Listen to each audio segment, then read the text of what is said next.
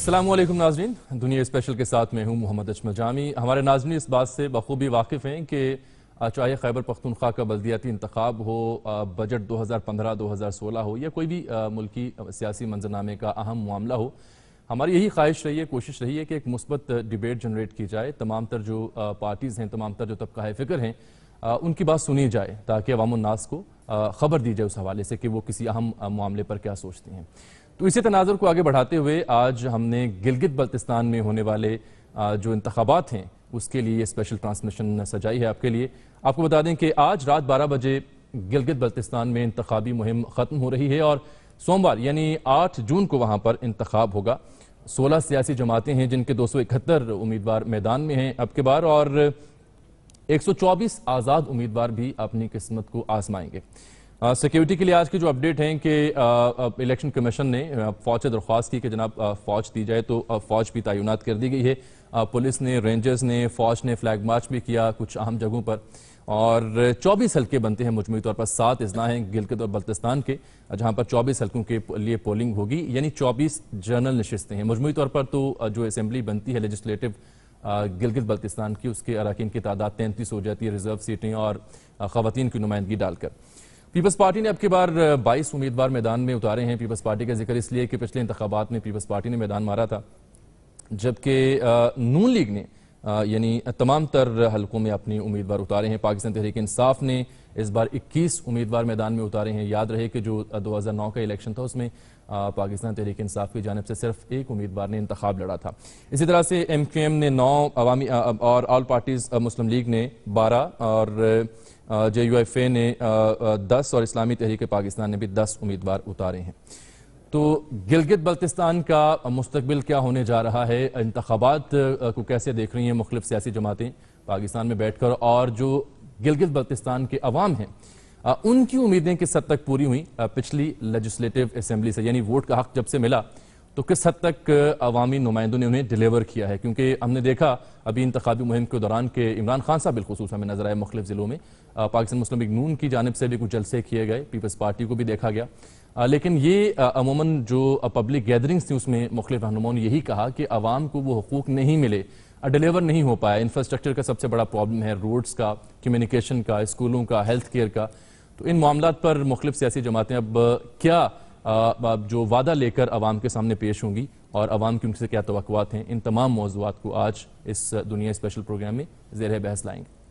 मेरे साथ स्टूडियोज़ में मौजूद हैं पाकिस्तान तहरीक इंसाफ के सीनियर रहनुमा, पंजाब असेंबली में अपोजिशन लीडर मियां महमूद रशीद साहब। अस्सलाम वालेकुम मियां साहब, बहुत शुक्रिया। कुछ देर में सीनियर तज़किया जनाब इरशाद अहमद साहब भी हमें ज्वाइन करेंगे।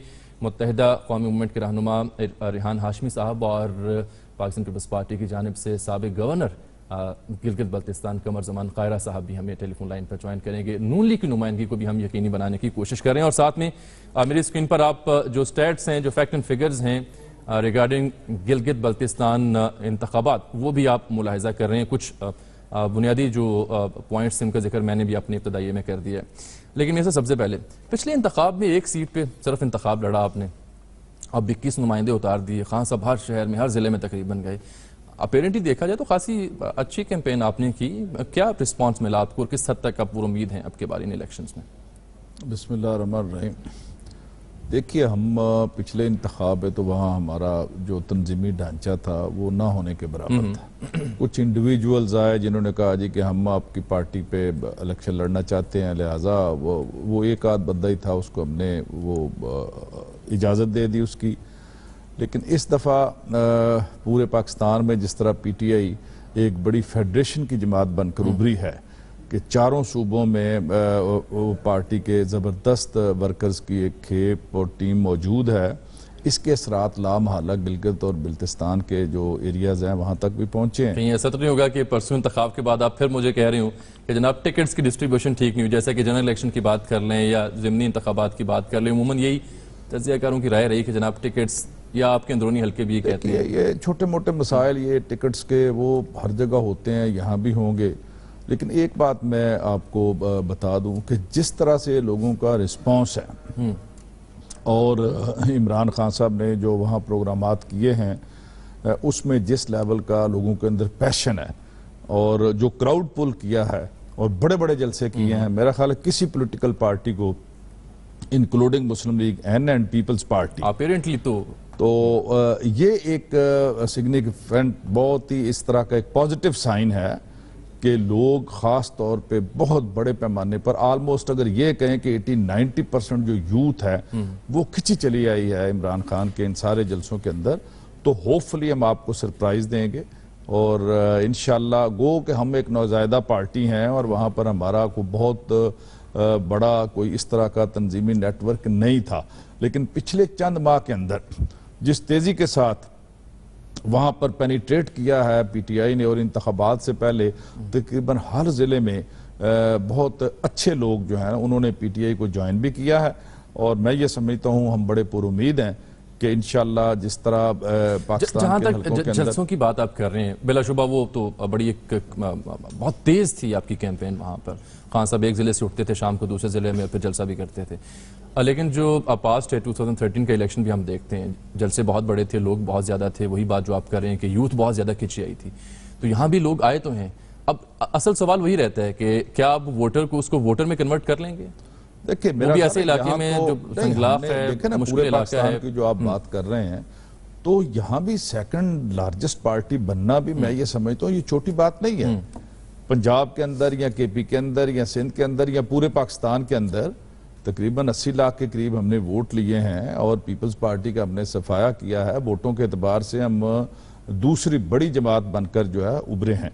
तो हमें तवक्को है कि इंशाल्लाह हम ये जो गिलगित बिल्तिस्तान का इलेक्शन है इसमें भी आपको सरप्राइज देंगे और अपना हिस्सा लेंगे। अच्छा, ये जो अमूमन ऐसे इंतखाबात होते हैं, ये ज़िमनी इंतखाब हो गया, ये कश्मीर का इंतखाब हो गया और अब गिलगित बल्तिस्तान का, इसमें एक आम तासुर गलत भी हो सकता है। वो ये भी होता है कि जनाब जो गवर्नमेंट फेडरेशन में हो उसका जो ज़्यादा असर रसूख होता है या उसकी ज़्यादा अमलदारी होती है तो इलेक्शन उन्हीं के हक में जाता है। जैसे हम पिछला इलेक्शन भी देख रहे हैं, पीपल्स पार्टी बोलेगी बड़े हैवी मैंडेट। इसमें एज तो होता है, जो सिटिंग गवर्नमेंट है वो अनाउंस किए बगैर वो अपने तमाम ज़राए इस्तेमाल करती है, वो सामने नज़र आए या ना आए, लेकिन इंटरनली ब्यूरोक्रेसी के ज़रिए और बाकी तमाम चीज़ें जो हैं वो कोशिश करती है कि उनकी फेवर में मामलात जो है ना वो जाएं और वो किसी हद तक जाते भी हैं।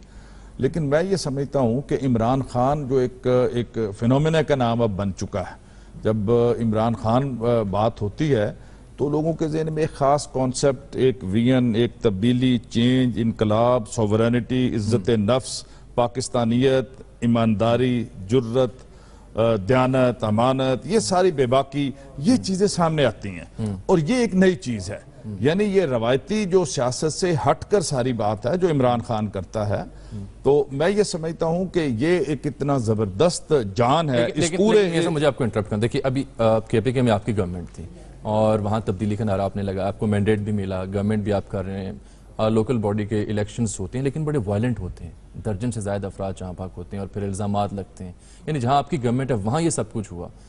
क्या हम एक्सपेक्ट कर सकते हैं, अल्लाह ना करे, कि खैबर पख्तूनख्वा के बाद गिलगित बल्तिस्तान में भी कुछ ऐसा सिनेरियो हो सकता है? क्योंकि वहाँ भी कुछ नीम कबायली इलाके तो हैं, वहाँ भी कुछ ऐसे मसाइल तो हैं।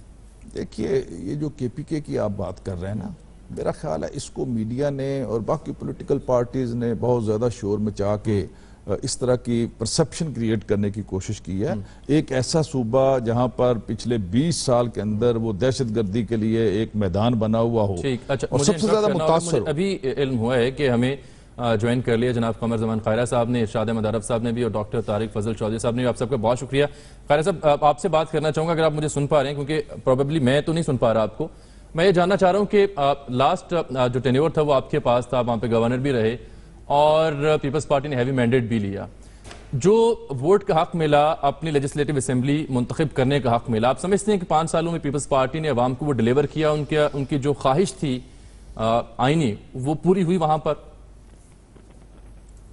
देखिए, जहां तक अवाम के साथ पीपल्स पार्टी का ताल्लुक है, गिलगित बल्तिस्तान और पीपल्स पार्टी का रिश्ता बड़ा पुराना है। जी हाँ, सईद जुल्फकार अली भुट्टो से लेके आज तक पीपल्स पार्टी के अलावा कोई जमात ये क्लेम नहीं कर सकती, कोई डिक्टेटर ये क्लेम नहीं कर सकता कि उसने गिलगित बल्तिस्तान के हकूक के लिए कुछ भी काम किया। ठीक। 1972 में जुल्फकार अली भुट्टो शहीद ने उनको आजादी दिलाई FCR से, जागीरी निजाम से, वडेरा शाही से, और वहां पे डेवलपमेंट के प्रोजेक्ट शुरू किए, उनको रिलीफ पैकेजेस दिए और उनको सब्सिडियां दी। वहां से चलते हुए वहां पे जो तहसीलदारी निजाम का और ये जो स्टेट का कॉन्सेप्ट है उसको खत्म किया। बीबी शहीद ने उनको उनकी अपनी गवर्नमेंट दी, उनको चुनाव का रास्ता दिया। हमारी गवर्नमेंट ने वहां पे सेल्फ रूल दिया। इसके अलावा मियां साहब की 2 दफा गवर्नमेंटें रही हैं, जनरल मुशर्रफ रहे हैं, ज़ियाउल हक का दौर रहा है।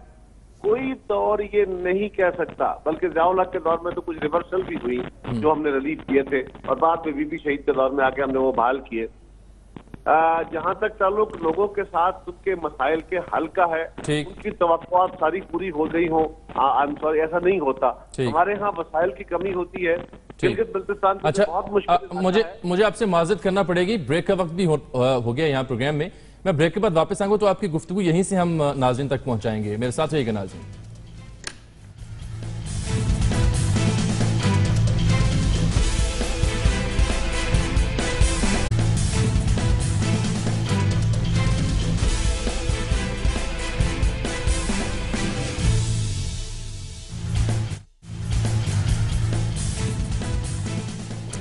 वेलकम बैक नाज़रीन। गिलगित बल्तिस्तान में होने वाला इंतखाब और उस सिलसिले में दुनिया न्यूज़ की ये खुसूसी ट्रांसमिशन। कमर जमान कायरा साहब से हमारी बात हो रही थी। कायरा साहब, एक तो जहाँ से आपने बात छोड़ी थी वो भी हम सुनना चाहेंगे, लेकिन एक और सवाल ले लीजिए। अभी महमूद रशीद साहब भी दावा कर रहे थे कि जो कैंपेन जो पाकिस्तान तहरीक इंसाफ की रही वो किसी पार्टी ने नहीं की। पीपल्स पार्टी की लास्ट टाइम वहाँ पर गवर्नमेंट थी और बड़ा हैवी मैंडेट था। उसके बावजूद हमने देखा पीपल्स पार्टी की जानिब से कोई ऐसे जहाजी साइज के जलसे या कोई बड़ी अहम क़यादत वहाँ नहीं पहुंची। इसकी क्या वजह थी सर? मैं पहले गुजारिश कर रहा था जी कि पीपल्स पार्टी का गिलगित बल्तिस्तान के अवाम के साथ, वहां के लोगों के साथ एक रिश्ता है। हमने जब पिछली दफा उनको उनका सेल्फ एम्पावरमेंट ऑर्डर दिया तो हमने सारे पाकिस्तान की जितनी कौमियतें हैं, सूबे हैं, सूबाई यूनिट्स हैं, उनको सभी को उनके हकूक दिए। तो उसके साथ ही गिलगित बल्तिस्तान का ये देरीना मुतालबा पूरा किया। यकीनन हमने एक वहां पे गवर्नमेंट इंस्टॉल की। गवर्नमेंट के अंदर कैपेसिटी प्रॉब्लम यहाँ पे भी है, कई सूबों में है, सारे सूबों में है, फेडरल गवर्नमेंट में भी है। वहां क्योंकि एक नया निजाम दिया गया था, पहली दफा वहां पे इलेक्टेड गवर्नमेंट आई थी, चीफ मिनिस्टर बने थे, तो उनको एक थोड़ा स्पेस मिली है। हाँ, बहुत सारे काम हुए, बेशुमार डेवलपमेंट हुई है, लेकिन डेवलपमेंट वहाँ बहुत मुश्किल इलाका है। जितना गवर्नमेंट ने बजट देना है उस बजट के तहत वहाँ पे जितना भी पैसा भेजे वो थोड़ा होगा, क्योंकि पाकिस्तान के बाकी इलाकों में अगर आप 100 रुपए में कोई काम कराते हैं तो गिलगित में वही काम 500 रुपए में होगा। ये रेशो है वहां पे होने वाली इन्वेस्टमेंट की। लेकिन मैं एक गुजारिश और करूं, पीपल्स पार्टी ने वहां पे हमारी गवर्नमेंट से पहले वहां पे सबसे बड़ा मसला फिरका वारियत का अफरियत था, जिससे वहां पे पूरी उनकी जिंदगी हुआ था। ठीक कह रहे हैं। आज अल्हम्दुलिल्लाह उसमें बहुत वाज़ेह बेहतरी आई है और मेरे लिए ये बात बड़े इत्मीनान का बायस है कि आज तमाम सियासी क़यादत जो है वो गिलगित बल्तिस्तान के इन राइट्स को ओन कर रही है। अब वहां पे मुतालबा है, आपके 2 सवाल रह गए छोटे छोटे, बस बात कर देता हूँ। एक मुतालबा है वहां पे लोगों का कि उनको कॉन्स्टिट्यूशनल राइट दिए जाए। बिल्कुल, हाँ, ये उनका हक है। बात चली थी 1972 में उस वक्त के FCR के खात्मे और वहां पे सियासी हकूक की जो देने का अमल था, और वहां से यहाँ तक आ गए हैं। अब अगला सफर तय करने के लिए सारी जमातें, PTI हो, मुस्लिम लीग हो, हम हो, सारी जमातें इस बात पे कमिटेड हैं कि इस मामले को डिस्कस करके गिलगित बल्तिस्तान के लोगों को आईनी हकूक दिए जाने चाहिए, मजीद हकूक दिए जाने चाहिए। अब कौन सी जमात जिसका माजी है कि वो हकूक देती है, बाकी सूबों को भी इनको ये ठीक है। अब मेरा सवाल अब वहीं रह गया, उसका भी जवाब इनायत कीजिए। मैं उसी पे आने लगा हूँ जी। जहाँ तक जलसों का ताल्लुक है, हम बिल्कुल, पता नहीं आपको शायद ना नजर आए हो, हम वैसे भी छोटी क़यादत है, छोटी जमात है ना जी आजकल, तो आप समझ रहे हैं। लेकिन हमने वहाँ सारे जिलों में, सारे हल्कों में जाके जलसे किए हैं। डॉक्टर तारिक फजल साहब भी वहाँ गए हुए थे। इमरान खान साहब क्योंकि अपनी जमात के लीडर हैं, और जब लीडर जलसा करने जाता है तो उसका जलसे का और पैटर्न होता है। जब मेरे जैसे लोग छोटे कारकुन जाएंगे तो उनके जलसे उतने बड़े नहीं, लेकिन मैं आज भी दावे से कह रहा हूँ कि बहुत सारी जगहों पे हमारे बहुत बड़े जलसे हुए। लेकिन खान साहब का जाना या मियां नवाज शरीफ साहब का जाना या जरदारी साहब का जाना, ये यकीनन अपनी जगह क्राउड पुल करते हैं। अगर आपने इमरान खान साहब के जलसे के साथ कंपेयर करना हो तो प्राइम मिनिस्टर का जलसा कंपेयर कर लीजिए। सही बात इस्लामी मशीनरी की, तो वहां पे गिलगित बल्तिस्तान के अंदर एक सीरियस लोगों को कंसर्न ये है कि उनको जो हुकूक दिए गए थे मुस्लिम लीग वो हुकूक वापस लेने की कोशिश कर रही है। और अभी आज बजट कल आया है, उस बजट के अंदर जो सब्सिडीज के विड्रॉल की बात की गई है, गिलगित के अंदर बाकायदा इस पर बहुत शदीद एहतजाज हुआ है। लेकिन गवर्नमेंट शायद डिनाई कर रही है कि नहीं, वो गंदम पे जो सब्सिडी खत्म करने की बात थी वो गलत है। देखिए ना, वो तो उस एहतजाज के नतीजे में गवर्नमेंट को रिट्रीट करना पड़ा, वरना गवर्नमेंट का इरादा तो सब्सिडीज विड्रा करने का ठीक है। ऐलान। कायरा साहब मेरे साथ आप रहिएगा। आखिरी बात दे दीजिए। वजीर आजम साहब पिछले दिनों वहां तशरीफ ले गए थे, बहुत बड़ा जलसा किया उन्होंने, और उन्होंने 45 अरब रुपए के एक पैकेज का ऐलान किया, उसका एक पैसा बजट में रिफ्लेक्ट नहीं हुआ। ये है कमिटमेंट इस लीडरशिप की। ये कौन से हुकूक देंगे, इस बात को लोग जानते हैं। बिल्कुल ठीक है, बिल्कुल ठीक है। मेरे साथ आप रहेगा रिहान हाशमी साहब। अच्छा जनाब, जैसे कायरा साहब ने ये भी कहा कि 45 अरब के पैकेज का ऐलान किया, बेतराज तो ये भी था कि मियां साहब की गवर्नमेंट है, फेडरेशन में वो आके इंतखाब, उनकी गवर्नमेंट यहाँ पर लड़ी, उनकी जमात जो है, और ऐसे में ऐसे पैकेज का ऐलान करना, इस पर काफी तनकीद हुई थी, कुछ लोग इसे धांधली से ताबीर कर रहे थे। आपके इस बारे में क्या तासुर है? बिस्मिल्लाहिर्रहमानिर्रहीम। देखें जामी साहब, माजी में भी क्लेम्स और एलोकेशन तो बहुत सारी इसके दावे किए जाते रहे हैं, मगर देखना यह है कि उसको अमली जामा किसने पहनाया और आया कि गिलगित बल्तिस्तान के अवाम को उसके जो समरात हैं वो उनको मिले या नहीं मिले। जहाँ तक इंतखाबात का ताल्लुक है तो देखें, इंतखाबात में कौन सी पार्टी इलेक्ट होकर आती है ये तो बात की बात है, मगर काबिल जिक्र बात तो ये है कि अगर ये इंतखाबात उसी अंदाज में होने हैं कि जिस तरह KPK में हमने देखे, तो मेरा ख्याल है ऐसे इंतखाबात का फायदा नहीं है। हाँ, अगर इंतखाबात कराने हैं आपको तो जिस तरह हमने और सबने तमाम पॉलिटिकल पार्टीज ने क्राइटेरिया सेट किया था NA 246 का, जिसमें आपने तमाम मैकेनिज्म गवर्नमेंट के इदारों को इस्तेमाल किया, बेहतर तरीके से इस्तेमाल किया। लेकिन रिहान साहब, लेकिन उसमें जो डेवलपमेंट है आज की वो ये है कि फौजी जवान है 5000 से ज्यादा, जिनको कहा गया कि वो तयनात होंगे मुख्तलिफ पोलिंग स्टेशन पर मुख्तलिफ हल्कों में, तो क्या उससे वो सिक्योरिटी, उससे वो यकीन दहानी नहीं मिलती सियासी जमातों को? देखिए ये जहन में रखिएगा कि गिलगित बल्तिस्तान में फिरका वाराना फसादात और इस तरह के जो हॉस्टिलिटी है वो तो पाई जाती है, उसमें ऐसा चांस मिल सकता है। ऐसी पॉलिटिकल पार्टीज भी मौजूद हैं, हमें बरमला इस बात का इजहार करना चाहिए कि जिन्होंने मजहबी इंतहा पसंदों के साथ अपना नेक्सस बनाया हुआ है मुख्तलिफ जगहों पे, जिनसे मुआहदे भी करते हैं, जिनके ऑफिस खुलवाने की बात करते हैं, तो ये उन पार्टीज को की रिस्पॉन्सिबिलिटी है कि वो वहां पर जाकर फिरका वाराना बुनियादों के ऊपर, अब देखना करना ये करते क्या है। देखें इंतखाबात, और देखें अगर हम लोकल गवर्नमेंट सिस्टम की बात करें तो ये भी सोचने की बात है कि क्या लोकल गवर्नमेंट सिस्टम जो कि नर्सरी है डेमोक्रेसी की, क्या वाकई में हम जो रूट लेवल पर इख्तियारात हैं वो दे रहे हैं, या सिर्फ ये एक ब्यूरोक्रेसी के हाथ में? क्योंकि आइन तो हमारा ये कहता है कि फाइनेंशियल और एडमिनिस्ट्रेशन पावर जो है वो लोकल गवर्नमेंट के इलेक्टेड नुमाइंदे के पास होनी चाहिए, मगर प्रैक्टिकली ऐसा नजर नहीं आ रहा है, क्योंकि फाइनेंशियल पावर जो है अभी तक ब्यूरोक्रेसी के पास है। एक ये भी बात इसमें, एक एंगल ये भी है इसी से जुड़ा रिहान साहब, एक एंगल ये भी है कि वहां पे अवाम अपने नुमाइंदे तो मुंतखब कर लेते हैं, 24 मजमूई तौर पर 33 हो जाते हैं, लेकिन फिर भी कहा जाता है गवर्नर जो है वो सबसे ज्यादा ताकतवर होता है, वो सब कुछ करता धरता होता है। मेरे साथ आप रहिएगा, मुझे इरशाद साहब का तज्जिया जानना है। इरशाद मानव साहब, मैं आज पढ़ रहा था तो जिला दियामिर के तहसील है दारेल, वहाँ काफ़ी तारीखी वहाँ पर तारीख बस्ती है उनकी, गली कूचों में पत्थरों पर भी कुछ इबारात भी हैं, तो वहाँ किसी ज़माने में यूनिवर्सिटी थी बुद्ध मत की, उसके असरात भी वहाँ पर मौजूद हैं, उसको भी देखा जा सकता है। तो अगर किसी ज़माने में वहाँ पे यूनिवर्सिटी थी तो आज 2015 में मुझे जान के हैरत हुई कि वहाँ पर उस तहसील में एक भी लड़कियों का स्कूल नहीं है। दावे हमारी जमातें ज़रूर करती हैं, लेकिन ये 2015 का और हज़ारों साल पहले कंपेरिजन मैंने अपनी खिदमत में पेश कर दिया, आपसे जानना चाहूँगा। देखिए मसाइल तो वहाँ बहुत ज़्यादा हैं, इसमें कोई शक ही नहीं है। सिर्फ ये नहीं कि स्कूल नहीं है, वहाँ बिजली के मसाइल हैं, वहाँ पानी के मसाइल हैं। हालांकि ये इतना रिच एरिया है कि अगर हम वहाँ सिर्फ तवानाई के हवाले से मंसूबे शुरू करें तो कई हज़ार मेगावाट बिजली जो है हमें वहाँ से हासिल हो सकती है, लेकिन हमने इग्नोर किया है। वहाँ के फलों को हमने इस्तेमाल नहीं किया, वो ज़ाय हो जाते हैं। वहाँ बाकी जो चीज़ें हैं वो हमें हमारे इस्तेमाल में, लेकिन ये जो एक पेशरफ्त हुई है वो एक सूबे का दर्जा है, अगरचे सूबे की वो पोजीशन नहीं है जो पंजाब की, सिंध की, बलूचिस्तान की, खैबर पख्तूनख्वा की है। वो आज़ाद कश्मीर से भी कम तर सतह का सूबा है या रियासत है जिसके पास गवर्नर के पास सारे इख्तियारात हैं। लेकिन एक प्रोसेस शुरू हुआ है और कमरुज़्ज़मान कायरा साहब ये दुरुस्त कह रहे हैं कि इन इलाकों में, चतराल में, गिलगित बल्तिस्तान में पीपल्स पार्टी का हमेशा एक तवज्जो रही है, उन्होंने हमेशा तवज्जो दी है, दूसरी सियासी जमातों ने उस तरह तवज्जो नहीं दी। मैं अभी थोड़ी देर पहले डिस्कस कर रहा था कि पिछले हफ्ते तक वहाँ मुस्लिम लीग की पोजीशन इतनी वीक थी कि यहाँ से पिंडी से ये मुझे दुरुस्त करेंगे तारिक फजल साहब कि पिंडी से चौधरी तनवीर साहब ने जाकर वहाँ बैनर झंडे और चीज़ें छाप के वहाँ जाके तकसीम किए हैं, तो फिर पोजीशन वहाँ बेहतर हुए। ये सियासी जमातों की तवज्जो का आलम है उस सूबे पर जहां इलेक्शन लड़े जा रहे हैं। लेकिन इसके बावजूद मुकाबला बज़ाहिर सख्त नज़र आ रहा है, क्योंकि पीपल्स पार्टी जो है उसने जमीयत उलमा इस्लाम से भी कहीं इत्तेहाद किया है, कहीं जमात इस्लामी से इत्तेहाद किया है, कहीं दूसरे ग्रुप से।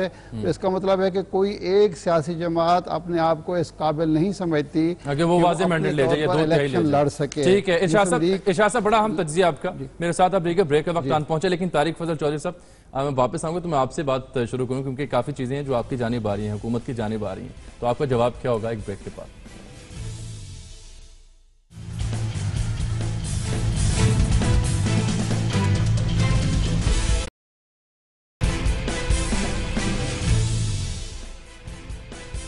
वेलकम बैक नाज़रीन। तारिक फजल चौधरी साहब हमारे साथ मौजूद हैं, पाकिस्तान मुस्लिम लीग में उनसे इनका ताल्लुक है। तारिक साहब, एक ये राय भी होती है कि फेडरेशन की नुमाइंदगी करने वाले एक वजीर अमूर बराए कश्मीर के, वो गवर्नर है वहाँ पर सिटिंग, तो उनकी मौजूदगी में कुछ ये भी तहफ़्फ़ुज़ात होते हैं। मैं जो कॉन्स्टिट्यूशनल प्रॉब्लम्स उनका जिक्र नहीं कर रहा, एक जनरल ओपिनियन शेयर कर रहा हूँ अवाम उन्नास की, कि उनकी होते हुए जी ज़ाहिर बात है जो गवर्नमेंट है उसका असर रसूख ज़्यादा होगा, ट्रांसपेरेंसी ज़्यादा नहीं होगी, तो इस एतराज़ को आप कैसे डिफेंड करते हैं? बिस्मिल्लाहिर्रहमानिर्रहीम। देखें, जो आपने सवाल किया, मैं सबसे पहले उसका बहुत मुख्तसर और बड़ा प्रिसाइज आपको जवाब दूंगा और फिर बहुत सारी और बातें हैं उसकी तरफ आते हैं। कमर उज़्मा कायरा साहब भी बाहैसियत वफाकी वज़ीर गवर्नर गिलगित बल्तिस्तान रहे हैं और इनकी निगरानी में ही वो इलेक्शन जिनमें पाकिस्तान पीपल्स पार्टी ने कामयाबी हासिल की, वो इलेक्शन इनकी निगरानी में ही हुए थे। लिहाजा ये प्रेसिडेंस इससे पहले मौजूद है और हमारे भाइयों ने बातें की, मुख्तलिफ एलिगेशन लगाए, लेकिन ये एलिगेशन अभी तक किसी ने नहीं लगाया कि गवर्नर गिलगित बल्तिस्तान की दबाव में या उसकी आड़ में वहाँ पे कोई धांधली हो रही है या वहाँ पे किसी तरह का कोई सरकारी असर रसूख इस्तेमाल हो रहा है। लिहाजा ऐसी कोई भी बात नहीं है और अल्हम्दुलिल्लाह इलेक्शन के बाद इंशाल्लाह मकामी जो गवर्नर होंगे गिलगित बल्तिस्तान से, वो वहाँ पे उसकी जगह उनकी जगह चार्ज ले लेंगे। अब जो बात है जी जनरल इलेक्शन के हवाले से जो बातें हुई हैं, मैं सबसे पहले वजाहत कर दूँ जो चंद बातें पाकिस्तान मुस्लिम लीग नून के हवाले से हुई हैं और फिर पीपल्स पार्टी और पीटीआई की चंद जो बातें हैं उसके हवाले से मैं आपको मुख्तसरन जवाब दूंगा। बात वहाँ से शुरू करूँगा जहाँ से हमारे भाई जनाब इरशाद साहब ने बात ख़त्म की कि पाकिस्तान मुस्लिम लीग नून की वहाँ पे पोजीशन और वहाँ पे कुछ झंडे और स्टिकर्स वगैरह दिए गए। तो मैंने ये अर्ज़ करता हूँ कि वहाँ पे जितनी भी सियासी जमातें हैं उनके नुमाइंदे और उनके जो दूसरी या तीसरी टीयर की जो लीडरशिप है वो वहाँ पर गई। पाकिस्तान पीपल्स पार्टी के कारा साहब ने खुद कहा, कारा साहब खुद वहाँ मौजूद थे, जो अपोजिशन लीडर हैं खुशी शाह साहब वो वहाँ मौजूद थे, इनके और कई एम एन ए जिनके नाम मैं बता सकता हूँ, 5-6 लोग वहाँ पे मौजूद थे। हमारी पार्टी के भी लोग जाते रहे, मैं खुद वहाँ पे गया और 3-4 दिन वहाँ पे गिलगित बल्तिस्तान में मैंने उस कैंपेन में हिस्सा लिया। और जहाँ तक ताल्लुक है झंडे या स्टिकर्स बना के देना, तो ये एक सियासी कल्चर होता है कि जहाँ पे इलेक्शन हो रहा होता है, नहीं तो वो बुरी बात तो नहीं है, इरशाद साहब ये थोड़ी कह रहे थे बुरी बात है।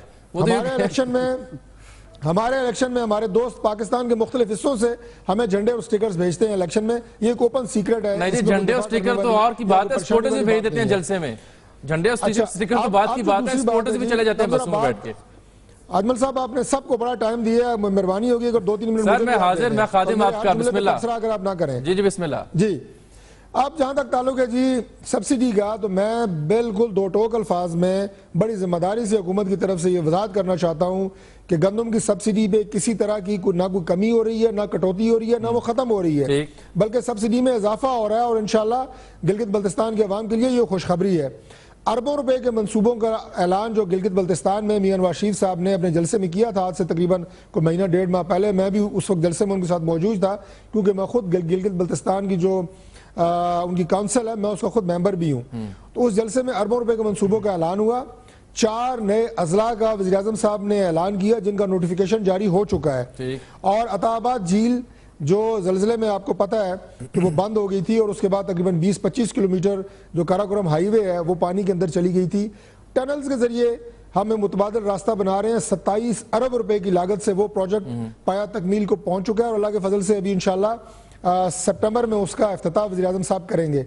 इसके अलावा अरबों रुपए के जो इंफ्रास्ट्रक्चर और रोड्स के मंसूबों का ऐलान वज़ीर आज़म साहब ने किया, उन पे प्रोजेक्ट्स भी अनाउंस हुए हैं, फंड्स रिलीज हो रहे हैं। और ये बात भी हकायक के मुनाफी है कि बजट में उनका इतलाक या उनकी वो दर्ज नहीं किया गया, वो फंड्स उन्हें जारी हो रहे हैं और होंगे इंशाल्लाह, उसमें कोई दो राय नहीं है। ठीक है, मुझे कायरा साहब के बाद जो तालीम और सेहत के हवाले से जी मुझे कर दूं, मैं तालीम और सेहत के हवाले से जिन मंसूबों का वहां पे ऐलान हुआ है वो भी अल्लाह के फजल से पाइपलाइन में है। कोई एक मंसूबा भी ऐसा नहीं है। मुझे समझ कायरा साहब से जरा मैं एक मिनट सिर्फ एक मिनट, जो चंद बातें कायरा साहब ने की, देखें इख्तियारात उन्होंने दिए, हम उसके कायल हैं। आईनी इख्तियारात इंशाल्लाह हम उनको देंगे। इख्तियारात देने के बाद, हुकूमत बनने के बाद जो पीपल्स पार्टी के दौर में वहां पे करप्शन हुई उसकी भी मिसाल नहीं मिलती। अच्छा। और जो उन्होंने कहा फिरका वारियत नहीं हो रही, तो फिरका वारियत का खात्मा तो हमारे दौर में हुआ है। पीपल्स पार्टी के दौर में तो करप्शन की नौयत की थी जनाब, वो पीटीआई ने जो बात की, वो करप्शन का जिक्र भी करना चाहता हूं, करप्शन का जिक्र भी कर देना कि वहां पे पीटीआई के जो सूबाई सदर हैं, अजमल साहब आखिरी बात पीटीआई के हवाले से, ये बात शायद मियां साहब के इल्म में होगी या नहीं होगी कि पीटीआई के गिलगित बल्तिस्तान के जो सूबाई सदर हैं अब्दुल लतीफ साहब, नाम लेके बता रहा हूं, वो इन इलेक्शंस में पीटीआई के गैर मुनसिफाना टिकटों की तकसीम की वजह से, करप्ट लोगों को, बैंक डिफाल्टर्स को टिकट देने की वजह से, इनके गिलगित बल्तिस्तान के सूबाई सदर जमात को छोड़ के हमारे साथ मुस्लिम लीग नून के साथ ऐलान कर चुके हैं, वो हमारे साथ मिलकर इलेक्शन लड़ रहे हैं। लिहाजा वहां पे जो टिकटों की तकसीम है उसके ऊपर इतने सवालिया निशान है जिसकी कोई हद बाकी नहीं है। फिर आप तो फिर जीते जिताए हैं ना, मैं ये समझ रहा हूँ जो कुछ आप ये कर रहे हैं ना, ये जो जुर्रत जो नवाज शरीफ साहब ने वहां पर अरबों रुपए के जो फंड्स अनाउंस किए हैं, ये प्री पोल रिगिंग नहीं है, ये पुरतशद्दुद सियासत है। नहीं मेरी बात, आपने इतना बड़ा हौसला रखे ना, मेरी बात सुनिए ना, तारिक साहब बात सुनिए ना, मैं ये कह रहा हूँ आपकी बात का जवाब दे रहा हूँ। मियां महमूद रशीद साहब का भी तबसरा सुनिए। आपकी बात का मैं जवाब दे रहा हूँ जनाब, आप इसी पे खुशियां मनाएं कि हमारा एक फर्द जो है वो टिकटों की बगैर मुस्लिम तकसीम पे उसने नून लीग को ज्वाइन कर लिया। यहाँ 20 लोग नून लीग छोड़ के वो पीटीआई को ज्वाइन कर रहे हैं।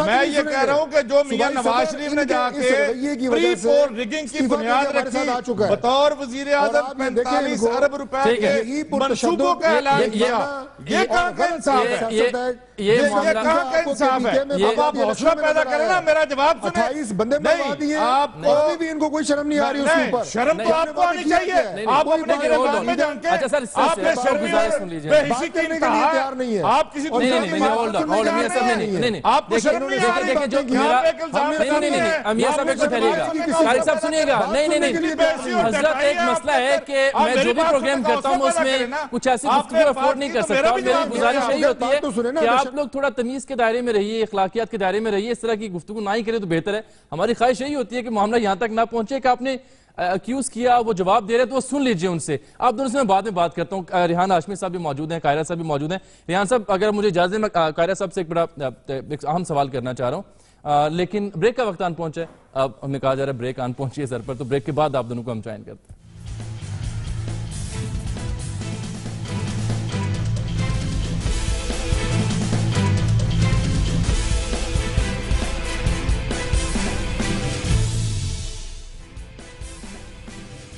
वेलकम बैक नाज़रीन। कमर जमान कायरा साहब, आपसे मैं अर्ज करना चाह रहा था कि जहां तक हुंजा का ताल्लुक है, जिले में आबादी तो 80,000 से ज्यादा बनती है, लेकिन सीट एक है। लोग ये कहते हैं कि कई ऐसे अजला, ऐसे हल्के भी हैं जहां पर 15 या 20,000 का वोटर बनता है टोटल, लेकिन वहां पे एक पूरी सीट है, कॉन्स्टिट्यूंसी है।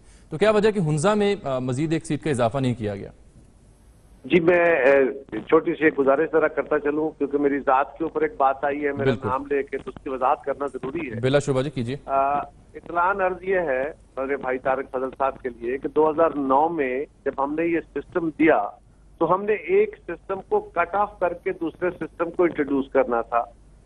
उस दरमियान स्टॉप गैप अरेंजमेंट के तौर पे मैं कायम मकाम गवर्नर बना, और जो ही वो सिस्टम इंस्टॉल हुआ, असेंबली ने वो लॉ अडॉप्ट किया, तो फौरी तौर पे शमा खालिद साहिबा वहाँ की जो लोकल थी उनको गवर्नर बनाया गया, first governor. Unfortunately she died. तो जिस तरह सूबों के अंदर होता है कि वहाँ के स्पीकर कायम मकाम गवर्नर होते हैं, गिलगित बल्तिस्तान के स्पीकर साहब को चार्ज दिया गया, और उसके बाद वहाँ के वो गवर्नर पीर करम शाह साहब, जिनको आप इस गवर्नमेंट ने बड़ा डिसग्रेसफुली हटाया है, उनको इंस्टॉल किया गया।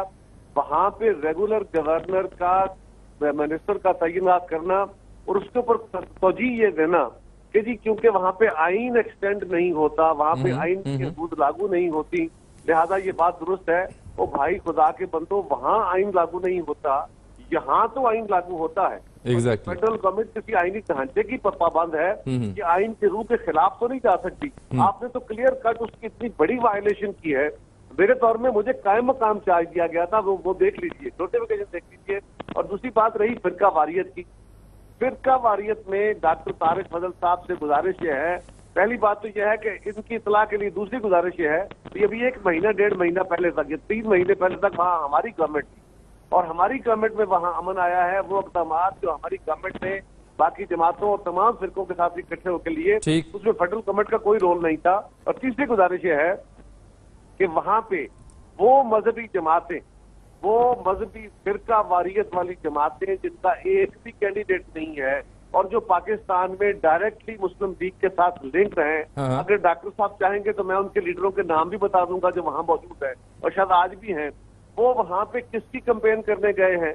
इनका एक भी कैंडिडेट नहीं है, इनकी जमात इलेक्शन में नहीं है और वो मुस्लिम लीग के साथ यहाँ एफिलिएटेड है, इनका अलाइड ठीक है, ठीक है। और आप जो सवाल आपने किया हुंजा का ये बिल्कुल हक है कि बात दुरुस्त है। हुंजा नगर 2 हिस्से हैं और हुंजा की आबादी बड़ी है, उसको पिछली दफा हमने अकोमोडेट किया था। इस दफा क्योंकि इलेक्शन से पहले 2 साल ये फेडरल गवर्नमेंट के पास, प्राइम मिनिस्टर के पास इख्तियार है, उनकी सीट एक्सटेंड होनी चाहिए थी, नहीं की गई। हमने उनसे प्रॉमिस यही किया है कि अब उनको फिलहाल हम बिल्कुल बिल्कुल। कायरा साहब, मेरे प्रोग्राम का वक्त अब काफी कलील रह गया, मैं चाह रहा हूँ रेहान हाशमी साहब की गुफ्तगू सुन। रेहान साहब एक बात, तारिक साहब एक मिनट ठहरिए, मुझे रेहान साहब की एक सवाल पूछ लें जी। कायरा साहब सिर्फ एक सवाल पूछ लें कि जब मरकज में भी पीपल्स पार्टी की हुकूमत थी और जीबी में भी पीपल्स पार्टी की हुकूमत थी, उस वक्त वहां पे फिरका वारियत कितनी थी? और जब मरकज में पाकिस्तान मुस्लिम लीग नून की हुकूमत आई है पिछले 2 साल से, तो उस वक्त फिरका वारियत में कितनी कमी आई है? और क्या हैं, चाहे चीफ सेक्रेटरी हो, चाहे आईजी हो, क्या वो मरकजी हुकूमत का कोई किरदार नहीं है वहाँ पे? डॉक्टर साहब मैं बताता हूँ, 2008 में जब हमारी गवर्नमेंट आई तो फिरका वारियत वहाँ पे इंतहा पे थी और फिरका वारियत राइज पे थी। और आपकी इत्तला के लिए ये भी गुजारिश है कि उस वक्त सवात और मालाकंड जो था वो दहशतगर्दों के कब्जे में जा चुका था और कोहिस्तान में उनके कब्जे थे। ये भी आपकी इत्तला के लिए अर्ज है कि उस वक्त द्यामिर के अंदर भी उनके पूरी तरह पंजे गड़ चुके थे और उसको रिवर्स करने का अमल हमारे दौर में शुरू हुआ। ठीक है कायरा साहब, आपका जवाब आ गया तारिक साहब के सवाल के जवाब में, लेकिन मैं रेहान साहब से बात करना चाहता हूं। एक बात मैं कहना चाहता हूं जी इरशाद साहब, मैं एक सेकंड आपके पास आ रहा हूं सर, एक इजाजत दीजिए। रेहान साहब से मैं बात करना चाह रहा था। रेहान साहब, एक जो इस पूरे इंतखाब पर पिछली बार भी और अब भी जो एक कंसर्न है बड़ी मेजर, वो खवातीन के वोट डालने के मामले पर है। कुछ इलाकों में मना किया गया, फिर बाद में वो कहा गया नहीं जी हम इजाजत देंगे। इस बारे में आपकी पार्टी ने क्या वहां पे ऑब्जर्वेशंस की हैं और क्या वाकई ये जेन्युइन कंसर्न्स हैं? कबल इसकी कि इसके ऊपर एड्रेस करूं मैं। देखें अभी आपके टीवी चैनल पे आपके इस प्रोग्राम में ये पॉलिटिकल लीडरशिप की जानिब से जो मैसेज गया है नीचे की तरफ, देखिए केपीके में जो 28 के करीब लोगों की अमवातें हुई हैं, 150 जो जख्मी हुए, वो बुनियादी तौर पर यही इमैच्योर बिहेवियर था लीडरशिप का जो अभी हमने आपके टीवी चैनल पे आपके शो पे देखा। ये नीचे तक जाएगा, इसके सम्राट नीचे तक जाएंगे और वो खुदा न खास्ता यही सम्राट सामने ना आए। देखिए ख़वातीन के हकूक के हवाले से मुत्तहदा कौमी मूवमेंट का वाज़ेह एक मौक़िफ़ है।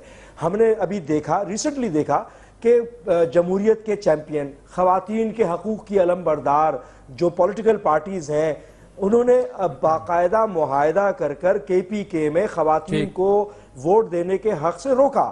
तो इन पॉलिटिकल पार्टीज का काम है कि दोगला मेयार, दोहरा मेयार ये किस तरह करके जाएंगे। हम इसकी भरपूर तरीके से मजम्मत करेंगे। KPK में जो कुछ हुआ उसकी मजम्मत की और हम चाहेंगे कि तमाम पॉलिटिकल पार्टीज अगर उन्होंने माजी में गलती कर दी, अपने मसलहत का शिकार होकर अपने वोट बैंक को बढ़ाने के लिए या दहशत गर्दों से डर कर या वल्लाह आलम क्या रीजन हो सकती है, मगर ये गिलगित बल्तिस्तान के इलेक्शन में खवातीन को उनके हकूक मिलने चाहिए, वोटिंग देने का हक उनको मिलना चाहिए और बाकायदा मैं कोशिश करूंगा रेहान साहब के इसी पैनल में, मैं दोबारा दोहराऊं भी, कल भी हमारी ट्रांसमिशन इसी वक्त पे, तो जो गुफ्तगू बाकी रहेगी उसको हम कल जारी रखने की कोशिश करेंगे।